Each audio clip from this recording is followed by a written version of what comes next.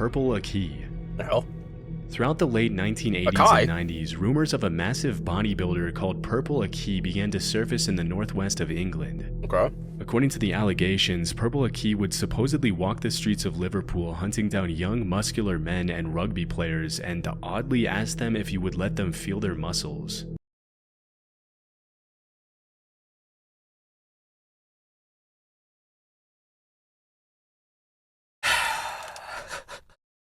Let me just eat my Skittles and shut up, bro.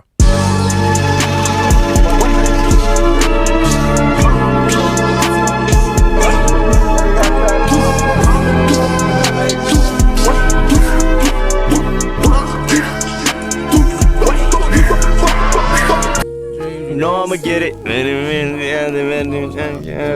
You son, I think a lot of feelings. Give me some veins. Maybe come with it. Please don't leave. Jay-Z, no, I'ma get it. Ladies and gentlemen, I am back with another banger. I said another banger. A reaction for y'all boys, man. Hey, man, we're gonna try something different, bro. We're gonna react to urban legends that turn out to be true. And I ain't gonna lie, I need to know the dumbest urban legend that decided to be true, that became true. Give it to me, bruh. And this one is done by Chilling Scares, all right? Hey, bruh. I got my Skittles. You heard it? I got my Skittles, bruh. We're locked in. Let me on, bruh. Which color Skittle is the best one? You're fucking wrong, Kitty. It's green. All right. I'm excited, bruh. Let's lock in. West Hobart Haunted House. All right, first things first. Who names a house Hobart? Like, I ain't gonna lie. That shit would be haunted as fuck. I would be mad as hell if I was the house. I'd be wanting to be the hunt shit and fuck shit up too. Well, like, watch Mr. Hobart be like an award-winning scholar that saved lives on like 9/11. I'm just making fun of a national hero. I mean, did he ever hit Platinum Rainbow? I don't think so. West Hobart is an inner-city suburb located in Tasmania, Australia. Okay. Over the years, dozens of allegations of supposed... Hold on, bro. Located in Tasmania, Imagine waking Australia. up and realizing you're from fucking the Great Victoria Desert or Nullarbor. Or you wake up and yet you realize you live in Perth, Australia. Fucking Perth. Over the years, dozens of allegations of supposed hauntings, ghost apparitions, and other paranormal activity have been made by tourists and residents of West Hobart. Why? And it's honestly not too hard to see why, as West Hobart is a pretty old town with a generally creepy vibe. Okay. As is usually the case, most of these stories have either turned out to be fake, or the people making the allegations didn't have enough evidence to support their claims, which makes it almost entirely likely that they're hoaxes. That's false, yeah, I got you. But as it turns out, at least one of these stories actually has some amount of truth to it. Back in the late 80s and mid-90s, rumors started spreading of a house in West Hobart that was apparently so haunted it drove its residents insane. You're just playing 2K. At first, the rumors created a huge buzz all over town, with the locals doing everything possible to stay far away from the alleged haunted house. Bro, imagine like trying to get B-roll for this video and the guy recording this turns like into the corner of an alleyway and sees like a fucking homeless man fucking a rat. Like, I really want to know shit like that, bro. If anybody watching this has recorded like B-roll footage of like a city by walking around driving, what is the weirdest shit you have seen by trying to get some B-roll? Like, I want to know, bro. It wasn't until months later that the authorities got involved and finally got a clear picture of the situation. Alright, Cuddy, what you looking at? I ain't got no flashlight, Cuddy. No fuck? Ah, see something there. Wish there was something I can use to see it. Cuddy, you got a phone. You got a flashlight. While it It's moving! Boop, boop, boop. was true that the house's residents appeared to be going insane, it didn't have anything to do with paranormal activity, but with the fact that a datura vine had been growing through the trees directly above the home and dropping leaves into the family's rainwater tank. For a long time, the family had been inadvertently consuming microdoses of the plant every single day, which made them slowly but surely start to lose their sanity as they sank further and further into delirium. In case you've never heard of it, datura is a species of plant within the nightshade family, also known as Jimson weed, the devil's weed, or devil's trumpet, and you'll see what the devil gotta do with these plants? God damn. The devil's lettuce? Bro, the devil did not make that shit. see why in a second. Okay, wow. Even though the plant itself looks pretty harmless, it's known for having extremely powerful hallucinogenic properties, which is why it was used for centuries by Native American tribes in coming-of-age rituals and other important ceremonies. He's got laced. He got laced drinking little fucking tap water. Not funny. The Aztecs also used datura as a painkiller in certain rituals, namely in ritual sacrifices, and it's also commonly used as an ingredient in the ritual of zombification in the Haitian voodoo religion, where it's referred to as the devil's cucumber. As you can probably tell by now, the devil's cucumber is a name I would assume for something else, bro. Like, that's a name I would assume, like, going to Spencer's, you feel me? Like, the devil's cucumber. No shade to any of these cultures, just thought it was funny. Datura isn't your typical recreative hallucinogen, and there's a reason why it's really only ever used in hardcore spiritual rituals and ceremonies, and sometimes by naive people who have no idea what they're getting themselves into. In low to medium doses, datura causes extremely distressing, delirious experiences, and in higher doses it can lead to paralysis and even death. Oh my god. Nowadays, datura is recognized by most tribes as a highly toxic and dangerous plant, and have understandably stopped using it. Okay. Before we move on, I wanted to take a minute to talk about War Thunder, the sponsor of this video.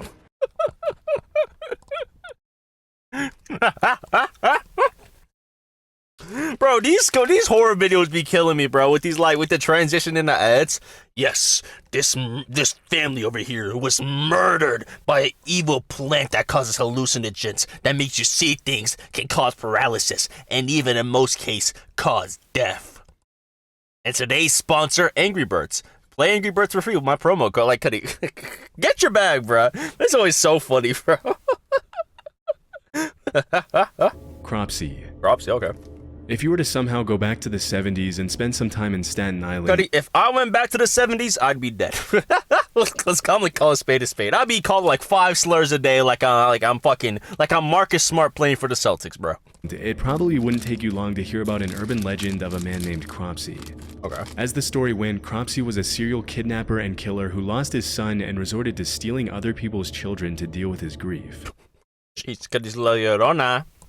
According to the legend, Cropsy also had a hook for a hand, scars, burns, and open wounds covering his entire face and body, middle school and a generally horrifying appearance. Okay. Considering the mass areas of uninhabited woodlands, it's not all that unexpected that a tale like the legend of Cropsy would make it Fake-ass Blair Witch, Cuddy, going for B-roll. into the mainstream culture at some point. Unfortunately, this wasn't just a tall tale made up by Staten Island parents to keep their kids from venturing too far into the woods and getting lost. Although the legend has some obviously made-up elements, such as the hooked hand and the horrifying scars and burns, at some point in the early 70s, children in Staten Island really did start disappearing. That's when the line between legend and reality started to blur, and the story of the real Cropsy immediately replaced the urban legend. This is the real story. Okay. Andre Rand was a man from Manhattan who was born in 1944 and moved to Staten Island in the late 60s. After working for 2 years at the infamously brutal Willowbrook State School for Children with Disabilities, Rand was You mentioned any disabilities or any mental disabilities and any asylum before the 2000s, Cuddy, you're cooked. Lobotomy. arrested in 1969 and served over a year in prison for the attempted attack of a 9-year-old girl. A year? Bro, look at my man's right here. Even he knows that's some bullshit. What the fuck? As soon as he was released, Back the fucked up ass haircut too, bitch. 16 months later, reports Cause started it look like Goku landing on your fucking hair follicles. Pussy, that shit going around. cropping up of more little girls disappearing all over Staten Island, including 5-year-old Alice Pereira, Oh, just who shit was that Freddy playing in her Krueger's based building's off? lobby when she suddenly disappeared without a trace. What a bitch. Over the next decade, Rand Not was her. the prime Oh, okay. Not her. She's like 9. Like, whoa. Fuck Crosby. suspect in the Cuddy, disappearances fuck the Crosbys. and deaths of several Except other Max Crosby. He's alright, I guess. I don't fucking know. young girls in the area.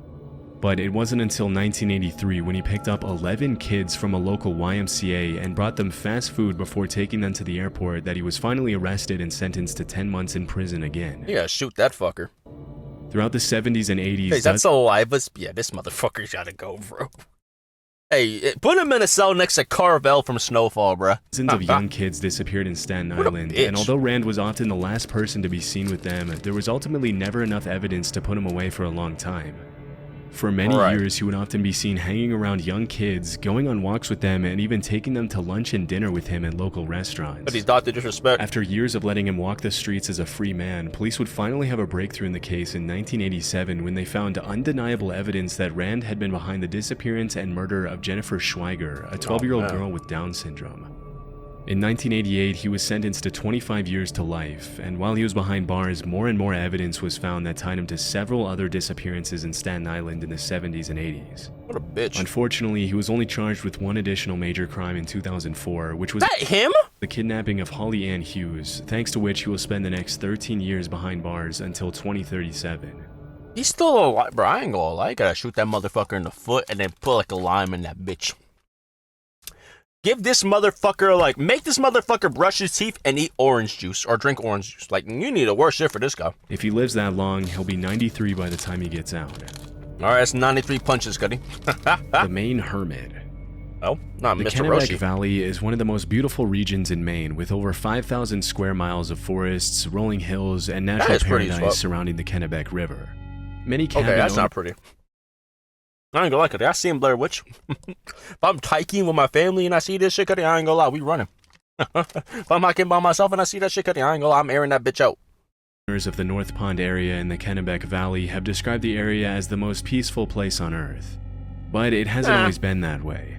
All throughout the 80s, 90s, and early 2000s, there were reports of over 1,000 break-ins in the North Pond cabins. 1,000? For decades, nobody knew who was responsible for the thefts, especially since they were always carried out when there was no one home. As the cabin owners soon noticed, the break-ins seemed to follow a pattern, always peaking in the days before Memorial Day and after Labor Day. Just a fat-ass raccoon. As for the stolen items themselves, they ranged from food, to cooking utensils, to books, to propane tanks, to toiletries of all kinds.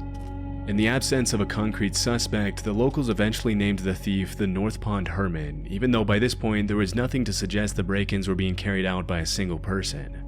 Although it wasn't uncommon for groups of homeowners to venture out into the woods to try to find the North Pond Hermit, they never found a trace, which only added to the legend's mystery.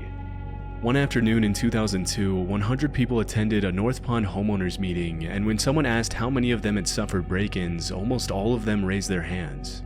Jesus. As you can probably guess, the North Pond Hermit quickly turned into somewhat of a boogeyman, with the legend frequently being shared over campfires in the area. For years, nobody thought— Why we gotta give this man a cool-ass nickname and cool-ass lore, bro? Call him a fucking loser that's broke. Call this motherfucker the unemployed merchant. Alright, call this motherfucker a loser. Why the fuck we gotta give him these cool-ass lore? that the person or people behind the break-ins would ever be found.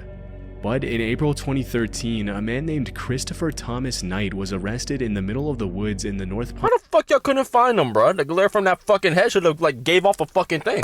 You know what I mean? Imagine that's how we got caught. It was like midnight, and he was hiding by a river. And it was hiding behind some bushes, and the motherfucker found him. Found you. How did I find it at, bro? Okay, you don't need a flashlight. Area by an officer who had made it his sole mission to bring the thief to justice. Good shit, bruh. As soon as he was brought to the police station, the cops asked him why he wasn't answering any of their questions. At first, it seemed as though he was having trouble speaking, but eventually he responded that he was ashamed of himself. Yeah, got it good. The fuck you want sympathy points? Gotta get a job. Damn. I just felt bad, bro. Good. Okay. As it was later revealed, Christopher had been living out in the middle of the woods by himself in an unheated nylon tent, surviving only on the things he stole from nearby North Pond cabins. Shockingly, he had survived winter temperatures of 20 degrees below zero for years and hadn't been to a doctor or taken any medicine for 3 decades. Man, you could have made a whole book on how to survive. You could have been like a camp guide. But no, you want to do all this shit. Ways of potential. Tragic. Alright, sir, give him like the death penalty. Let's give him 5 to life. What's most incredible about the hermit's story is that for the entire time he lived in the woods, he didn't have a single conversation with another human being. Bro, he's literally that guy from Gravity Falls. That one, McGurmit guy? The fuck is his name? Sherlock? No, that's what I say, Schmebulock. Fuck, what's this guy's name? The crazy guy with the fucking Gravity Falls. The fucking doctor with the long-ass beard. Old Man McGucket, right? Except for one time when he ran into a hiker and only said hi. Understandably, Chris had lost interest in keeping track of time, so when he was asked how long he had been in the woods by himself, he replied, since the Chernobyl nuclear meltdown, which took place in 1986. As investigators later found out, he was 20 years old when he decided to become a hermit, just a couple of years after high school. Although he's Lester from GTA. Though he never gave the authorities a real reason why he decided to disappear. In all his years of isolation, he went to extreme lengths to preserve his privacy. He never lit fires, only moved at night, and hadn't had any kind of communication with the rest of society for more than half of his life. He'd never driven a car, sent an email, or even known what the internet was until his arrest. He probably smells like ass. Somebody smell like no. Interestingly, as the cops dug deeper and deeper into his story, they realized that his only real possessions were his glasses, which he had been wearing for 30 years and could even be seen in his Lawrence High School yearbook picture from 1984. Everything else, down to his underwear and jacket, had been stolen. What? After the investigation, Knight was sentenced to 7 months in prison, after which he once again disappeared. Good job. According to the cops, he's now living a quiet, peaceful life in rural Maine. Okay, that's good. You know what? That's good. That's good. Never mind. Never mind. All right, you know what? My man just needs some help, bro. You know, good job. Never mind. I take back what I said. I apologize. Billionaires like Elon Musk are lining up behind Donald Trump. Take over, Elijah.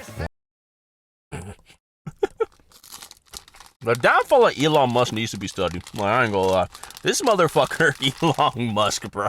The corniest man alive, bro. Like, I actually not shit where he like jumping jacks on stage, bro. God, apparently he's trying to make the X logo. You gotta fucking bully that motherfucker. Look at his side profile. Doesn't look like a reptile. Purple a key. The hell? Throughout the late 1980s and 90s, rumors of a massive bodybuilder called Purple Aki began to surface in the northwest of England. Okay. According to the allegations, Purple Aki would supposedly walk the streets of Liverpool hunting down young muscular men and rugby players and oddly ask them if he would let them feel their muscles.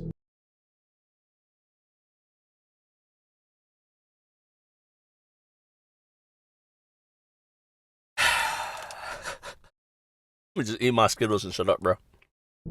If they complied, he would allegedly squeeze their muscles for much longer than was considered socially acceptable and would then ask them to perform squats so he could feel their quad muscles.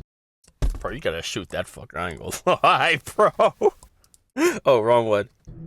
Some teenagers reported that Purple Aki went as far as to ask them to pose for him and often offered exercise and nutrition advice for those who gave him the time. Oh, that's cool.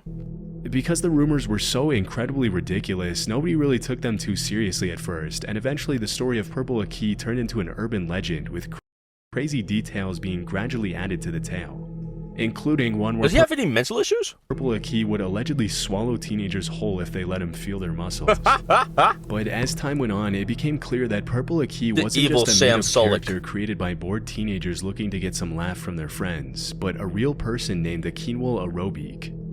Aki was often seen traveling across England by train carrying a plastic bag and asking young men if he could feel their muscles. Naturally, this made a lot of people uncomfortable, and it wasn't uncommon for Aki's face to be featured in local newspapers. This sounds like some shit that would be featured on like Don to Don, bro. After several encounters with the law. Most of the accusations against him were related to his creepy behavior around teenage boys. Dude, that is horrifying. You're just walking home from work, bro, and you see a mother. You're walking home from the gym. Oh God! And you see this motherfucker that got on a light post like Ryuk from Death Note or some shit, right? Can I feel your muscles? Hell nah, bro. But around 1986, the story of Purple Aki took a really dark turn. Oh no! Early that year, 16-year-old Gary Keller was walking home from school when he ran into Purple Aki, who immediately asked to feel his muscles. Freaked out by the weird request, Gary said no and ran away. Later that same year, Aki followed Gary to a local outdoor swimming pool, and when the teenager noticed, he ran to New Brighton train station and jumped onto the railroad tracks to get away from Aki. Oh no. Sadly, the story ended in tragedy, as Gary was accidentally electrocuted by one of the rails. Damn. Considering the whole thing happened because Gary was being chased, Purple Aki was convicted of involuntary manslaughter, charged with harassing 14 different teenage boys, and sentenced to 2.5 years in prison.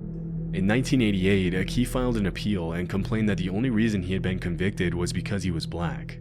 Ultimately, the judges agreed there wasn't enough evidence to prove Aki had been directly responsible for Gary's death, and believe it or not, he was freed and awarded £35,000 in compensation. What? Between 1988 and 2006, Aki went in and out of jail for failing to resist his compulsion to touch, feel, and measure other people's muscles. And in 2003, he was arrested for an additional 15 charges of harassment and witness intimidation, for which he was sentenced to 6 years in prison. Just like any other predator, he was also forbidden from waiting outside schools in the area. A few months later, he was jailed for 15 months for getting up to his same antics. Upon his release, he was once again arrested a few weeks later in 2010 and then again in 2015. After his latest release, he reportedly moved to Leeds, where rumors started cropping up that he had passed away during the pandemic. However, those rumors were put to rest when videos started surfacing in 2023 of a key walking the streets of Leeds asking random dudes to, you guessed it, feel Oh my god, bro. What the fuck? Their muscles. As of today, Purple Aki is alive and well, and will probably continue in his same behavior with or without permission for many years to come. Why don't you just become a fitness influencer, bro? And he's the evil Sam Sulek, bro. He's Sam Sulek if you're like, I don't know. Now, in Huh? What? Lei Loyan. Okay. According to LeBron. a Swiss urban legend, people have allegedly been running into a mysterious human-like figure in the Fribourg forest in the western part of the country Oh, near that the sounds town cool, of girl. Mons since the early 2000s. Based Based on the dozens of allegations that surfaced over the years, the figure has been described as being around 6 feet tall and always wearing a vintage-looking gas mask covering his entire face, a boiler suit, and a cloak. Most people who supposedly ran into the Just the average airsoft player. figure reported he or she was completely harmless, but this didn't make the encounters any less terrifying, and it wasn't uncommon for people to report the figure to the police when their children reported feeling scared. As expected, it didn't take local residents long to start adding their own crazy twist to the story, with some claiming that the creature was the ghost of a mentally unstable soldier, while other popular theories assured it was an alien. Just a guy. Just the guy who really likes airsoft training. For a while, the story was classified as an urban legend, and the mysterious humanoid was given the name Lei Loyan, also known as the Ghost or the Hermit of Malls. Throughout the early 2000s, Lei Loyan was mostly the subject of local oral legend because there was no real evidence to support its existence. But in 2013, the story gained international attention when the Swiss/French newspaper Les Matins published the first ever photograph of Lei Loyan, which was sent in by a hiker. After the photograph was published, He's from Gachiakuda. there was no turning back, as people from all over the country started to make trips to the woods outside malls for a chance to catch a glimpse of Lei Loyan. The last known sighting of Lei Loyan took place in June 2013 when a local woman named Marianne Desclous saw the figure clutching a bunch of flowers as she was walking outside. Oh? Later that year, Lei Loyan's clothes were found in the middle of the woods along with a wooden note titled The Death Certificate and Will of the Ghost des Malls. That's In tough. a letter, Lei Loyan accused the media of having murdered a harmless being by revealing its existence and turning him into a circus freak. That's sad. The letter also mentioned that due to the unwanted attention, Lei Loyan had to abandon its daily walks, which were referred to as happiness therapy in the letter. That's so sad. After the cryptic note was published in the newspaper, many people concluded that Lei Loyan had taken its own life, although this has never been confirmed. As of 2024, nobody has ever seen Lei Loyan's true face, and many people have theorized that the figure was possibly a woman with a facial disfiguration who didn't want people to see her, which is supposedly why she wore the gas mask. But this line of reasoning will probably remain unconfirmed forever. Bro, it's probably just a guy who likes nature. That's so fucking sad, bro. He just liked nature. Maybe he had like a skin condition or something. Maybe he's like a burn victim, bro. I hate the media. Oh my god. That's so fucked. He was just chilling. And they found him picking flowers. He was like, that was a nice person, whoever it was, bro. He or she, I don't give a fuck. That's so sweet. The bunny man? No, that motherfucker can't be sweet. The Bunny Man. Oh, hell nah. Oh, In the fuck early no. 70s, dozens of locals started reporting that a man dressed up as a bunny had started haunting the residential neighborhoods around DC, Maryland, and Northern Virginia. Although dressing up as a bunny in itself seems pretty harmless, what made the encounters a little scarier was that the guy would allegedly threaten children on the street with an axe and Jesus. frequently vandalize people's property for no apparent reason. Even though sightings of the so-called Bunny Man were pretty rare, they seemed to follow a pattern, as the man usually appeared in secluded locations where there weren't a lot of witnesses. The story itself has a lot of elements of a typical urban legend and is kind of hard to believe, but through my research I found that it's all loosely based on a true story. In 1970, a couple was parked in a driveway close to a bridge on Colchester Road in Fairfax County when suddenly a random guy appeared out of nowhere, yelled at them for allegedly trespassing, and threw a hatchet at their car. Terrified, the couple left the area immediately before they had a chance to get a good look at the guy. As they reported the incident to the police, they mentioned the guy had been dressed in light-colored clothing and may or may not have been wearing something white on his head. Although the couple never mentioned anything about a bunny in their statement, as soon as the story hit the news, people started claiming that the hatchet thrower had been wearing bunny ears. Pretty soon, rumors of a man in a bunny suit threatening kids in the woods with a hatchet started surfacing all over the DMV area, and as the years went by, This happened to the DMV? Oh shit. Stories got wilder and harder to believe. Over time, the legend of the Bunny Man has become pretty mainstream, with the bridge on Colchester Road even being renamed as Bunny Man Bridge. Jesus. As of the uploading of this video, the legend has now been standardized and goes something like this. In 1904, there was allegedly an asylum close to the bridge on Colchester Road. As soon as it was built, a bunch of Fairfax County residents started complaining about the idea of having an asylum full of mental patients so close to their homes, so the authorities supposedly put all the patients in a bus and transferred them to a nearby prison. Why'd you send them to a prison? I'm telling you, bro, mental asylums and any mental health work before, like, I guess 2000s, bro, you're just cooked. you're cooked, bro. But on the way to the prison, the bus crashed and all the patients escaped. Michael Myers As ass the story Lord. goes, a few hours later, the cops had successfully located and brought back all the patients except for one guy by the name of Douglas Griffin. This is where the legend gets a little weird. Allegedly, the fugitive patient hid in the woods from the authorities for weeks. As the days went by and the cops did everything to find him, rabbit corpses started to appear in the middle of the woods, which led everyone to believe Douglas was eating bunnies to stay alive. Jesus. Then, one Halloween night, a group of kids were hanging out near the bridge on Colchester Road when they suddenly saw a blue orb flashing in midair. Don. A second later, they were all strung up like bunnies hanging from the bridge. As the legend goes, if you go to Bunny Man Bridge on Halloween night at midnight, the same thing will happen to you. Obviously, none of this is true, but it just goes to show how much of an impact the story of the Bunny Man has had on mainstream Virginia, DC, and Maryland culture. I'm surprised that motherfucker didn't get shot yet. Nowadays, there's even Bunny Man t-shirts, a Bunny Man horror movie franchise, Bunny Man beer, and everything in between. Needless to say, the area surrounding the railroad overpass near Fairfax Station is now a major attraction for both tourists and locals alike, and will probably remain that way for many years. Bro, I'm just sad about the Leloin. He was just chilling. They were just chilling. That was cool. That was sad. Look at it. Bro, I feel for Leloin. That motherfucker was just enjoying nature. He was on his Mr. Kidders arc, bruh. Or his Vinland Saga arc. He was just chilling. And then you got a bitch-ass media. Oh, he probably eats baby. No, because he collects flowers. That purple Aikido, I ain't gonna lie. You gotta... Jesus. What the it's just like a fucking meat cannon Stitch, bro. He eats people alive and he let him feel his muscle. Cut his Majin Buu, bro. God damn, bro. Get Reddit. Jesus fuck. That was cool, though. That was cool. Bro, I just hope the law impression is just chilling, bro. I ain't gonna lie. And that's wrap up today's video, bro. If you liked the video, fuck you.